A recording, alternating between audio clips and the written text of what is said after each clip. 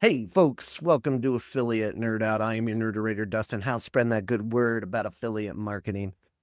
My guest today, Sarah Adam, maybe the easiest name I've ever been able to pronounce. Uh, she is the influencer marketing manager over at Wix. Welcome to the Nerdatorium, Sarah. Thank you. Great to be here. Awesome.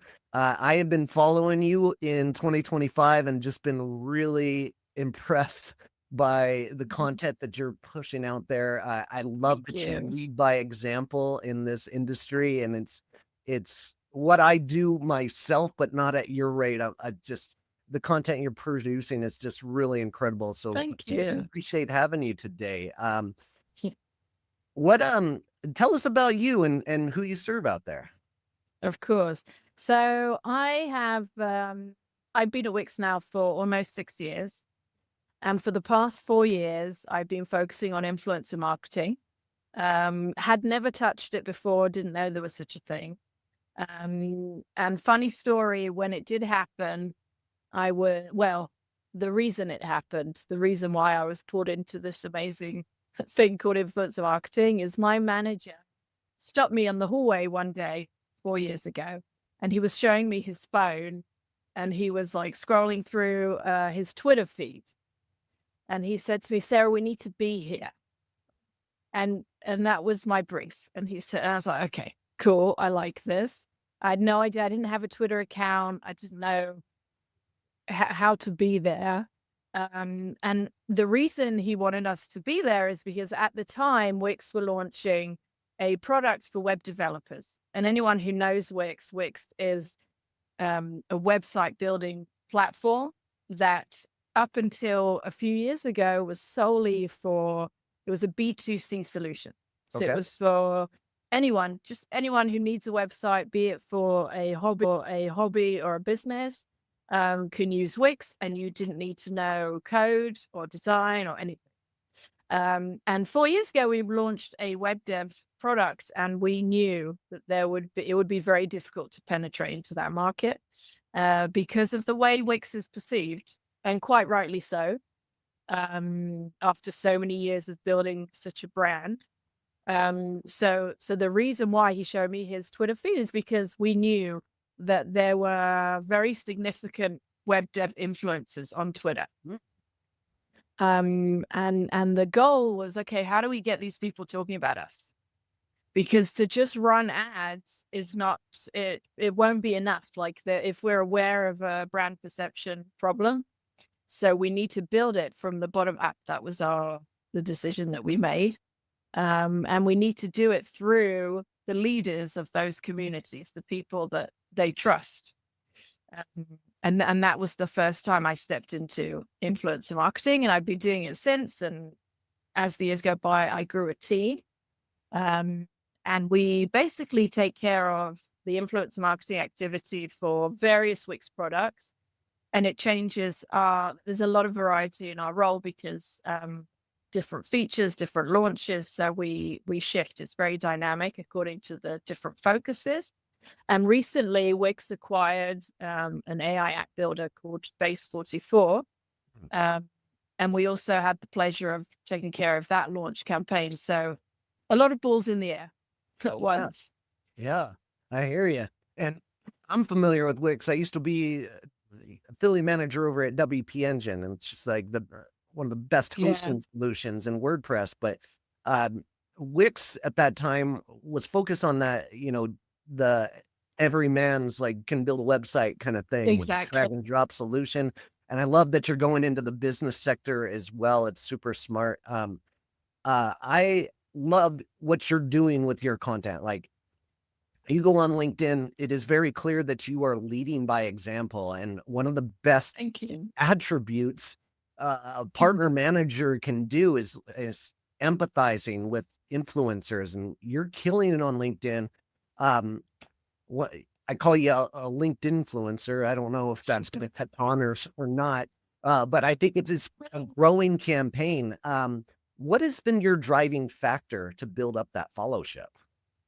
It's a good question. I've always used LinkedIn, but I used it as a tool when I was looking for a job, Okay. as most people think of LinkedIn. And I just thought of it as my like online CV. However, I've always been in different partnership roles, relationship roles, and whenever I would reach out to new people, I'd always look for them on LinkedIn and connect to them. So I had quite a healthy network. However, I never used to post. And I remember just sitting on my couch. It was like it was very late Friday night. And it was January 24th. And my feed was just full of these like really empty New Year resolution posts All right. that are so annoying. And I was just reading through them and I was like, oh my God, people are like talking about what they're gonna do next year and what they wish they were gonna do next year. And it's like, oh my God, what their focus is gonna be next year. And I thought, you know what? No one talks about what they do, Hmm. right? No one shares like real information about the stuff they're doing. Instead, they're talking about what other people should be doing, right? Which I guess is based on their experiences, but they don't share their experiences. They just share a quote or what they think about a certain topic. So I sat there and I was like, "F it, I'm going to write a post now. I'm going to do my New Year's resolution post." And I hadn't posted for months. Like, it's not like something I usually do. And I just wrote, I remember I wrote that the number of influencers I worked with the year prior and how I now want to scale. And this is the number. I set my KPIs for the next year. And I explained it a bit, and that was it. And then I went to bed, Okay. which you're not supposed to do. You're supposed to hang around and engage. But I went to bed, and then when I woke up, I saw that I had 20 new followers. Okay. Yeah, actually, an important point I didn't mention. Just before I posted, I changed my connect button to a follow one, which anyone can do. I Okay. wasn't sure. I thought only special people had a follow button. No, anyone can do it. And then I thought, okay, this is fun. This feels nice and fuzzy inside. I'm going to try. And I set myself a goal for the next 2 weeks. I'm going to post 3-4 times a week. Wow. I'm going to be, I'm going to engage. I'm going to comment. I'm going to be active. And then I'll decide after 2 weeks if I like it or not. And I really enjoyed it. And since then, so now it's almost 2 years on. And I have almost 31,000 followers, which is very cool. And I basically, the way I do it, my kind of philosophy around it is I want to make sure that every post that I do has two components. One is it has to be something that only I can write. It has to be based on something real that happened to me. Yeah.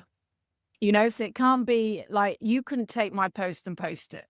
It has to, only I can post it. It has to be something unique to me. And 2, it has to deliver real value to the person who reads it. So, and 3, I guess I need to be shitting myself when I press post. I need to be very uncertain about it, because if you're certain Wow. about it, then it's probably boring. Oh my gosh, it's such an interesting component. Yeah, and I've been there so many times in my life. Like, I don't know if I'm going to get fired over something like that. Like, that's a really interesting component of it that I've never even thought about. Like, I mean, Yeah. the hesitation, I would say, in the professional career is very strong right now, and I think you're one of those people that is blazing the trail for us in the industry. So, what would you do in there? When you do something like that, like, would you say the secret to your growth is like the consistent posting, and that's how your followership is growing? So I think it's a few things. Like, one, I'm religious to my niche. Okay. I don't post about anything that isn't related to influencer marketing. That's the first thing. Consistency, yes. I mean, I have it comes in waves. Like, there are times when I'm more active and I'll post 3 times a week. That's probably my maximum. Okay. And then there are times that I can't, like LinkedIn just makes me feel sick, and then I only do it once a week. All But right. but once a week is probably my minimum. But I think it's not just posting. I really try to, and I do it because I want to and I'm interested in to really engage with every comment, ideally, if I can get to it. Um, DMs can be mad sometimes, and I really try to find the time to at least read them all, um, and when relevant, to respond. So, and another thing I do, I do many networking calls, like can be even 10 a week, Okay. of people all over the industry. It could be from the brand side, like me. It Yeah. could be creators that want advice, like, or people that are developing tools for brand marketers, for creators. So I get on a lot of calls and learn from other people that have other perspectives on the industry. So I really invest. I invest a lot in like my LinkedIn little world. Yeah. Yeah. So I take it quite seriously. Yeah. That's great advice. Every Friday I do this Real Talk Friday with my friend Kristen Evans, and we always talk about who was our favorite call of the week. And you're going to be mine this week. Just a heads up. But I make sure to mention them by name and like ping them in the post. Right. And everybody likes to get a mention. Everybody likes their content engaged, and you're making content that is forcing people to engage with them. So, well, not forcing, but people want to engage with your content, which is great. Now, over the last few years, the rise of this B2B influencer marketing is coming to age essentially, and expanded from that D2C products influencer space. Yeah. What do you think the cause is of this trend? It's a good question what the cause is. I think it's probably a few things, because I think LinkedIn has become stronger than ever. And I mean, when LinkedIn introduced the fact, the ability to even follow people, I don't know, when was that? Like a couple of years ago, 3 years ago? Like it couldn't have been that long ago. Right. Um, Although, to be honest, LinkedIn is such a painful platform as well for creators. Not, it's not the friendliest. But I think also, like for us, like when we launched Wix's B2B solution, it's called Wix Studio. Even though our ICP is agency owners, freelancers that build at scale for their customers, you would, okay, so LinkedIn is an obvious B2B social platform. Fine. Yeah. There's no brainer there. But I think the reason why it is so powerful, like why we're seeing such growth in terms of B2B influencers, is because of the other platforms. Like we see so much of value. One of our strongest channels is Instagram. Okay. For our B2B. Okay. Because we all, I always say that at the end, B2B, they're humans, they're people, right? They go to the toilet and they scroll their phone. Yeah. They scroll their feeds, and it's not just LinkedIn. They're everywhere. I mean, I use everything. I don't know what you use, and I'm B2B. Yeah. So we need to be there. So our goal, our team, our activity, our goal is to appear on our ICP's feeds, right? Wherever they are, in a compelling way, in an authentic way, in a way that whatever it is, it does not feel like an ad. Mhm. Great. Is LinkedIn the best place for the B2B space? And are there other platforms that are growing in this space that you're seeing? So I think it very much depends on the product, on the goal, etc. I'll be honest and say, even though we have done hundreds of partnerships on LinkedIn with creators, and it's a very, very challenging platform. It's challenging because even though we know for a fact that our ICP is there, we know that there are influencers in our niche, in the niches that we're targeting, but it is very difficult to find. This is a problem that I'm experiencing. It could be different with other brands and other niches, but I find it difficult to find creators on LinkedIn that are willing to really kind of get dirty with the platform, with our product, Yeah. and really show like compelling use cases and tutorial, like to really show what it is that they're doing. And I think many times creators on LinkedIn, at least again, from my experience only, I feel that they prefer to kind of stay in the shallow end, and they don't Huh. really test the product, and they just kind of write something and it feels like an ad. And then, we ask them to at least share a recording, a screen recording, an image, something of something that they did. And many times they'll ask us for a video for them to put on. It's Huh. not what we're looking for. Yeah. So I find that it is challenging on LinkedIn more than other platforms. Also, with the rise of AI and the excessive use of ChatGPT, so we're seeing, so much usage of ChatGPT among creators on LinkedIn, where it's just it looks the same when it's The emojis are the it's instant awful. giveaway, right? Like, oh, every time I see an emoji in a LinkedIn post, I'm like, that wasn't you. That was ChatGPT that you just Yeah. absorbed. Yeah, or we maybe- we're even experiencing that obviously we share the same brief with the creators of that specific campaign. And we're starting to see, I'd say over the past few months, that we're getting like, we usually ask them to submit an outline for approval. We don't actually ask for a script, but many do send a script. I guess it's easier for them than the outline. I don't know. And we're seeing just almost the same scripts again and again and again. Um, it's very frustrating.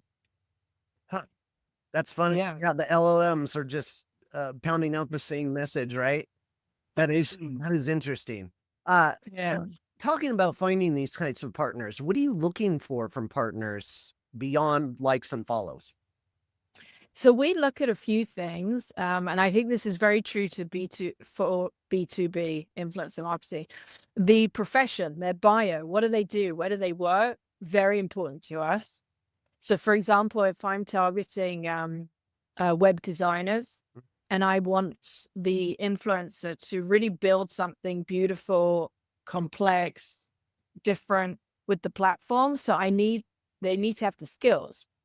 So the bio, like the fact that they are a professional web designer is critical. So Okay. that's one thing. The first thing that I look at is to see their relevance to the ICP. I note the following, but it's not a factor in the decision.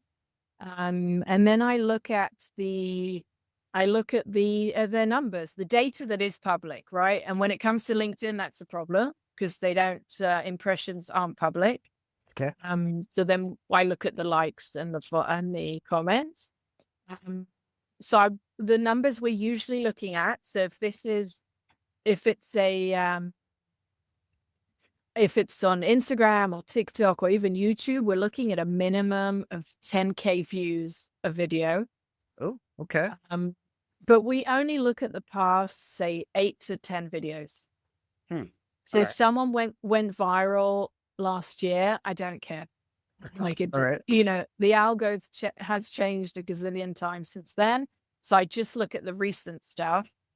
And once I see the bios aligned and the numbers are aligned, then obviously I watch a few videos. And when I watch the videos, I'm asking myself two things. One, how authentic is this person? Like, do I believe what they're saying? Or do their videos feel like ads? Right. Because if I want an ad, I'll do an ad. I don't need an influencer for that.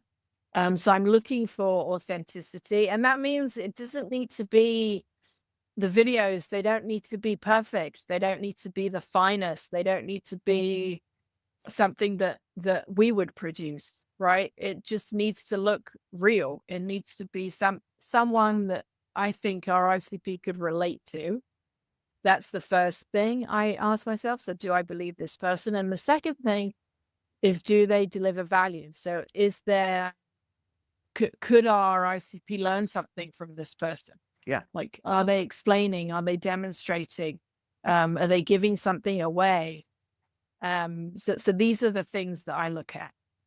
That's a excellent point, and it brings me to my next position, and that's inflection. If you're managing creator partnerships and it's feeling messy, go check out Inflection and what they can do for you. The platform built to turn influencer chaos into clarity. Inflection connects creators, affiliate partners, and performance data into one dashboard, showing exactly who drives the revenue and who doesn't. This platform and software is designed to increase conversion rates and partners work easily customizable landing pages. So take control of your creator strategy. Go to Inflection and go to dustinhouse.com/inflection to learn more. Thank you for pitching that up. What a great tee up there, Sarah, for a transition. Yeah. In setting goals and campaigns, like ultimately sales is the goal, and brands are going out there and trying to pay for CPAs and rev share by default. But it seems Wix has kind of brought into a different genre of finding more KPIs at the top of the funnel, and you guys are really valuing that more than anybody else. Like, what are you seeing that are motivated the influencers to work with you on maybe a different kind of payout basis? Yeah, so Wix has always we've always viewed influencer marketing as a brand awareness play. Okay. And that means that what's important to us is the performance of the videos, of the posts, of the tweets, whatever it is that we're collaborating with the creator. That's what matters to us. So the reach, how many people are viewing this video, the likes, the comments, right, the engagement. And when we work with creators, we're very honest and clear to them that this is for brand awareness. What the goals are, what the KPIs are, what success looks like to us, what's important to us. And in terms of, you asked about like the business model, how we pay. So it's flat fee. So we pay regardless of performance. Okay. Yeah. And I think, to be honest, I personally think it's fair. Especially, and again, maybe this is a B2B kind of thing, but if I approach a web designer that has never touched our platform, so I take into consideration it will take him or her a few days to learn, to get familiar with, and to be able to build something to then create content about that is of a high enough level for other web designers to look at, get inspired by. So there's a lot of work that they need to put into this video before they've even started shooting it. And that's also why in our first agreements, the first time we work with a creator, let's say an Instagram creator, our first deal will usually be between 3 to 4 deliverables, because it takes time for them to get familiar, to understand us and what we want, and to kind of mix it all together. Yeah. You need to warm up a bit. And then after those, say, 3 or 4 reels, we then feel more confident to make a decision as to whether or not we want to work with this person again, or, to kind of give a fair chance to make that decision. Because at the end, we do aspire to work with more long-term creators than short-term. Love that. Love that value that you're giving for their time early on. I think it opens up so many more relationships and willingness for them to work with you if you're already offering Yeah. an upfront fee. Super smart on your part.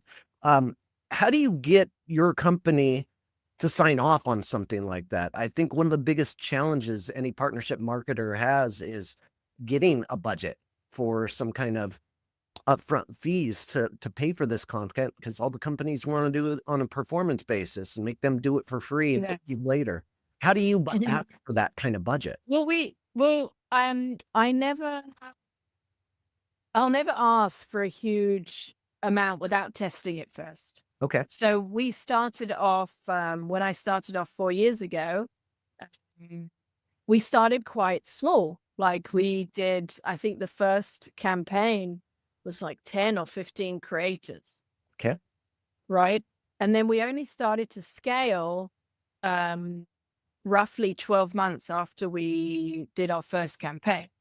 So by the time that we were requesting bigger budgets or suggesting to scale, we already had enough data to prove that this is worthwhile, and then it can make a difference in terms of brand awareness. So Excellent. I would say my tip to marketers who want to try. So I say to them, don't build some crazy annual plan. Okay. Like just ask for an initial budget. Um, I mean, this is already relative to whatever budget they normally have, but I think 20K is probably minimum Well, to do a campaign that will have some sort of impact that you could then show. But again, depends on the product, the niche, blah, blah, blah. sure. But yeah, I would say ask for something, a small amount that you know is going to get accepted, you're going to get approved, Okay. and do your very best with that budget to show what's going on. Another tip I give, FOMO goes a very long way.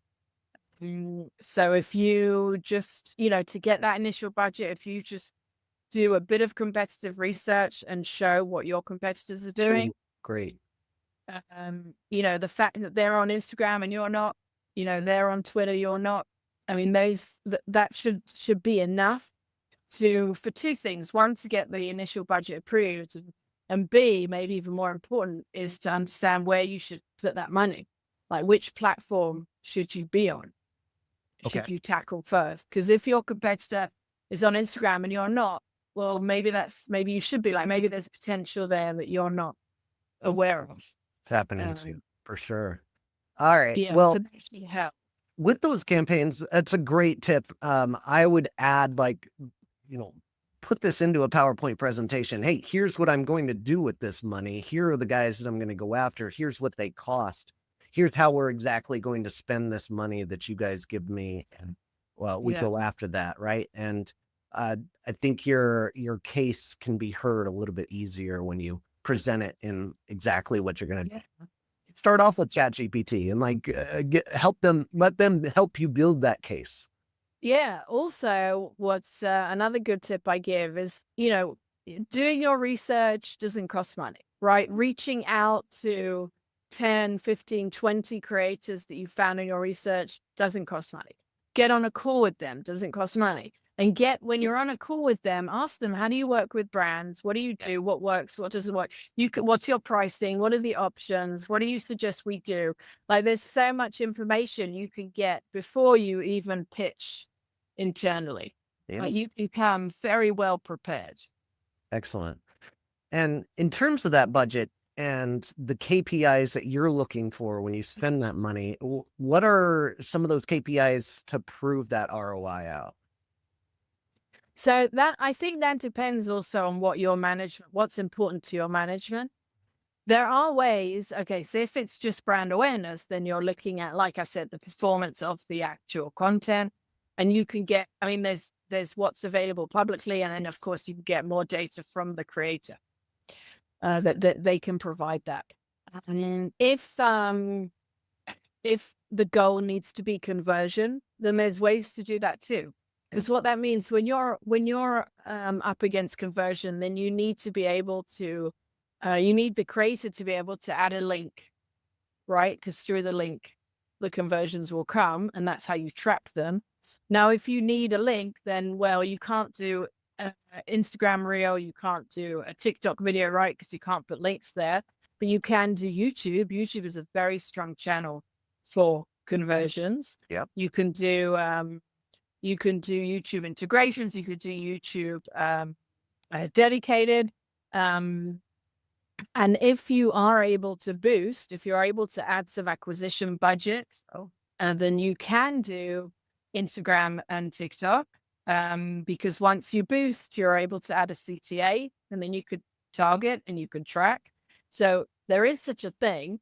It can be done. What I've learned is that you need a very strong incentive for people to click on that specific link so that you can actually track what you did.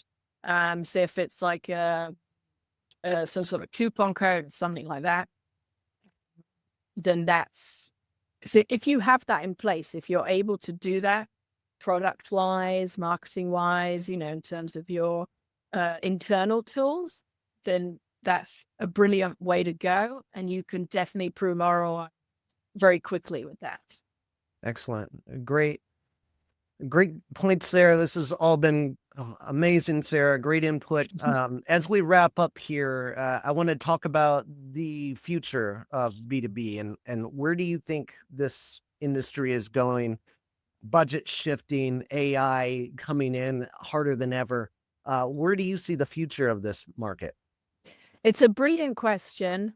And I ask myself a lot. I'll be honest. On one hand, AI is scary because, I mean, it's scary to me because the thing I love most about influencer marketing is the authenticity, right? Because influencers are able to deliver your brand message in a way that you as a brand will never be able to do, because you're a brand and they're a human, and they're a human that is relatable. They're a human that people like. They're a human that is followed. I'm concerned that the more creators use AI, and the more AI creators that will come and appear, that authenticity will be hindered, and it will and will cease to exist, or there'll only be a few creators that will still, that won't be using AI in that extent, or won't have an AI twin. So that concerns me. Okay. That's one thing, and I'm sure that's where we're going, because we're already seeing influencers that are using like an AI twin, which, like, I get it. Like, it makes so much sense, and they can be doing several videos at once. I understand the value from their perspective. I just think that maybe there'll be a tipping point. Maybe it'll take a long time to get there. I don't know, but that's concerning. But on the other hand, there are so many, like the AI market, the AI niche, in terms of influencers talking about AI, is mad. And it's growing all the time. I posted about it recently that I think this is the best time to become a creator, a content creator. If you just start talking about AI, like we are working with creators that have only started, like launched their first video a few months ago, and we're already paying them $1,000, $2,000 a video or more. And there are so many AI tools that need influencer marketing. So it's mad. I mean, it's so difficult to predict what's going to happen. Yeah, so true. And spoiler alert, this is AI me. I'm not easy. I've been recording this. This is my AI edition. Full gear. It's really good. All jokes aside, like, yes, I'm terrified of, like, I can see the influencers that are AI right now, but how long until that isn't a reality? Yes. Like, That's another point. yeah. I know there are tools out there that can take my likelihood online and build That's very scary. and like, it looks like I'm talking to the screen, and I've used it before and it's not quite there. Like, my voice and my lips are not quite in sync yet, but how long until that technology is there? So it is a very interesting concept of AI influencers are coming fast, but how are we going to combat that? Like, I want humans. I want information from humans. How am I going to decipher whether or not it's a human or not soon?